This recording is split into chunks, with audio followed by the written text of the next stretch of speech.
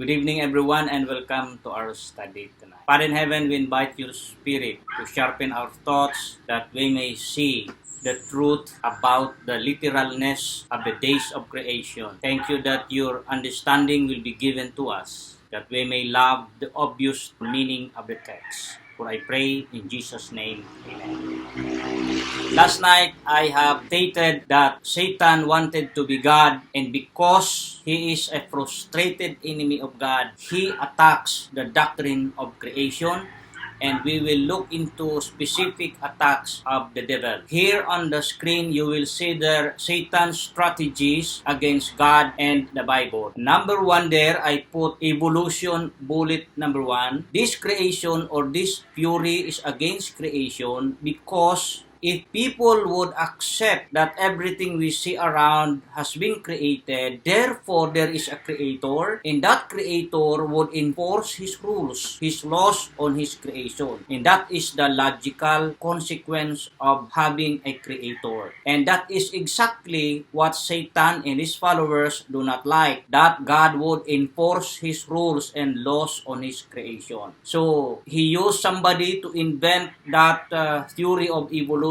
against the doctrine of creation. If he can do away with the doctrine of creation, every doctrine in the Bible would collapse because the doctrine of creation is foundational to all other biblical doctrines. Second bullet of evolution is the attack against the literalness of the days of creation. This is actually a direct attack against the Sabbath. If he could convince the people the days of the creation weeks are figurative or symbolic, then there is no sense keeping the Sabbath because these are not literal days. You see? So these are issues against creation, against God. So what shall we do with these issues? Okay, we will have four approaches to prove that this is nonsense actually. Okay, so number one, which we will read now our text, and based on the text that we will read, we will use four approaches. The first approach we will use that we have already studied in previous study is the verse-by-verse analysis. In this analysis, we will look at the immediate context, the words, the phrase preceding the word, and the word or the phrase after the word. The crucial word in our study tonight is the word day. Day. So we will look at this immediate context of the word day, whether there is any indication that the verse itself suggests that it should be interpreted figuratively or symbolically. If we cannot prove that there is any indication that this verse must be interpreted figuratively, then we accept that the day here simply means literal days, and therefore we need to keep the Sabbath day. Verse 5 of Genesis 1 says, God called the light day, and the darkness he called night. And there was evening, and there was morning, the first day. So the word day there, the preceding word or phrase there is the first. Okay, now let me ask you this. Is there any indication in verse 5 that this verse and this word day should be interpreted figuratively against the obvious meaning that is the first day? Literal day is being referred to here. So let's now read the following verses, verse 8, 13, 19, 23, and 31. And there was evening, and there was morning, the second day. It was not a second day, but the second day, the article. And there was evening, and there was morning, the third day. Verse 13. And there was evening, and there was the fourth day. And there was evening, and there was morning, the fifth day. And there was evening, and there was morning, the sixth day. Analyze the preceding phrases. Are there indications in these verses that would suggest we need to interpret this symbolically? I do not see any indication that this should be interpreted symbolically. These are literal day being referred to here by the author. I do not want to discuss some more because there are no indications of being symbolic. We will go into specific analysis. Number two approach, we will do word study. We will look at the word word day in lexicon. The word day in Hebrew is yom, is pronounced yom. And the meaning of that, according to lexicon,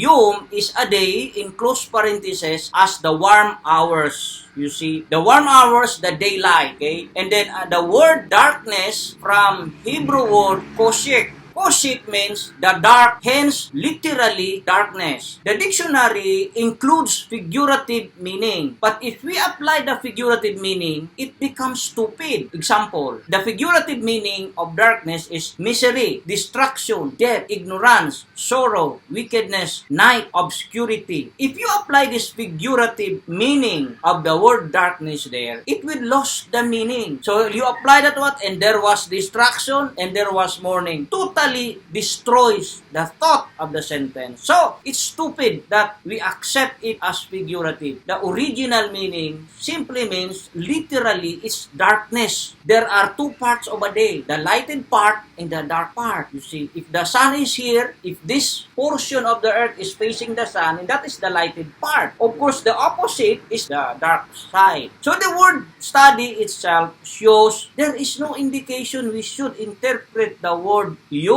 in these verses as symbolic. Another one, the third approach we use is time elements. Take note that in the verses, there is the date line formula the writer Moses used. Okay, the formula starts with there was evening, there was morning, the second day, the third day, the fourth day, the fifth day, the sixth day. There are four elements in the formula. Number one is the verb to be. Number two, darkness and light, evening and morning. So these are actually double emphasis to emphasize that the writer was referring to a 24-hour day rather than symbolic thousands and billions of years. You see, the number three element of the dateline formula is each day is given a number. Day 1, day 2, day 3, day 4. Very obvious meaning. And of course, number 4 element is the word for the day itself. So these are the elements of the dateline. There is a formula repeated there in the verses on the creation days. Therefore, there is no indication that the word day be interpreted as figurative or symbolic. The enemy would like to destroy that because he is against the Sabbath day. The fourth approach that we use in this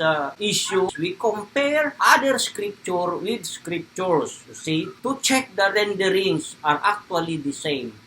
The first, we will just have 3 verses to compare these renderings here. The text is Genesis 33 verse 13. But Jacob said to him, My Lord knows that the children are frail, and that the nursing flocks and herds are a care to me. If they are driven hard for one day, all the flocks will die. So here the rendering one day refer to a 24-hour day, similar to the renderings in Genesis chapter 1. And the author of Genesis 33, of course, the same Moses, okay, referring to the 24-hour day. Another verse is Exodus 12:18. Again, Exodus is written by Moses. In the first month, from the 14th day, here is a word we call ordinal number. There is an order, first, second, third. From the 14th day, in close parenthesis, I supplied it, of the month at evening, you shall eat unleavened bread until the 21st day of the month at evening. The purpose only of the text is to show you that Moses used ordinal numbers referring to a 24-day. Okay? Not symbolic, long billions of time. No, only referring to the 24-hour day. The last one is Nehemiah 5:18. Now, what was prepared at my expense for each day was 1 ox and 6 choice sheep and birds, and every 10 days all kinds of wine in abundance. The rendering of each day here refers to the 24-hour day. Okay, so the biblical writers are in agreement of the usage of the word day referring to the 24-hour day. Therefore, using these 4 approaches, we conclude that the idea that the day in the creation which are figurative are nonsense. The words in Genesis 1 referring to day in all its descriptions simply means literal day. So allow me to reflect as suggested by our study guide, the verse from 1 Corinthians 15:52. The study guide is suggesting the idea that God could have created the world in just a second, but the Lord has given time, one day at a time, because in the creation week, God also created time. In other words, there was a time when there was no time. God created time, so we measure time in terms of hours, days, weeks, months, and years. So, the idea of the study guide is telling us that God, being a powerful, omnipotent God, can create days, but He spent time each day to create things here on earth. And He is suggesting, the author is suggesting, there is another creation that God will do, and that is the recreation of our body. In a moment, in the twinkling of an eye, at the last trumpet, for the trumpet will sound, and the dead will be raised imperishable,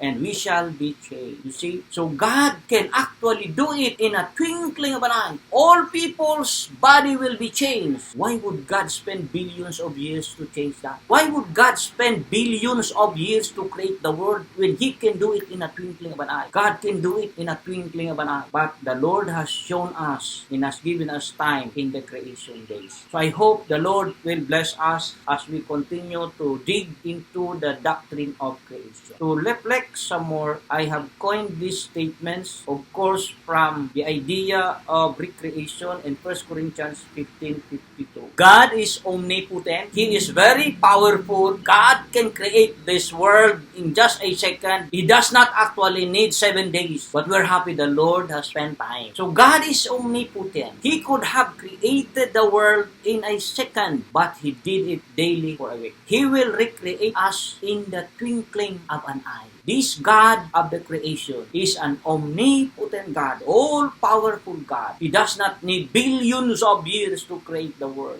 He just needs a split second to create everything. See, so the idea of Satan that the days in the creation week are figurative, not literal, is stupid. Our Father in heaven, thank you for the inspiration tonight. We hope that you bless everyone, that we will get the most obvious meaning of the text, that your message is clear. The days are literal, and therefore, towards the end of the week, we will keep the 7th-day Sabbath. Thank you for giving us more inspiration that as we approach other subjects throughout this week and the following week, we will fully see the beauty of your creation. Because I pray in Jesus' name. Amen.